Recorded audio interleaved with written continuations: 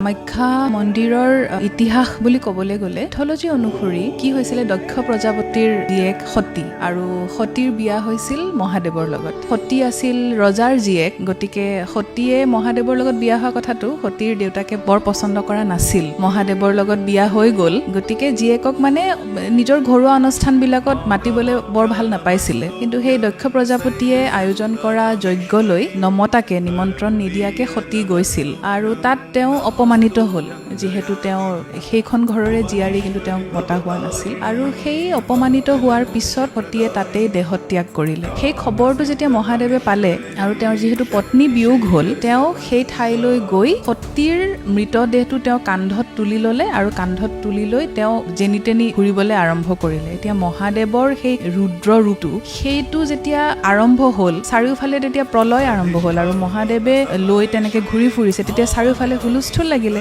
সকলো দেৱী দেৱতা তেওঁলোকে গৈ বিষ্ণুক অনুৰোধ কৰিলে। কাহিনী মতে বিষ্ণুৱে নিজৰ সুদৰ্শন চক্ৰ পঠিয়ালে আৰু সুদৰ্শন চক্ৰৰ দ্বাৰা সতীৰ দেহটো কেইবাটাও খণ্ডত খণ্ডিত হ'ল, 51টা খণ্ডত, আৰু সেই খণ্ডবিলাক য'ত য'ত পৰিলে তাতেই একোটা শক্তিপীঠ হ'ল বুলি হিন্দু ধৰ্মত বিশ্বাস। সেই বিশ্বাস অনুসৰি কোৱা হয় যে কামাখ্যা মন্দিৰত সতীৰ যোনি অংশটো পৰিছিল আৰু যিহেতু গতিকে তাত সেই তেনেকে এটা শক্তিপীঠ গঢ়ি উঠিলে।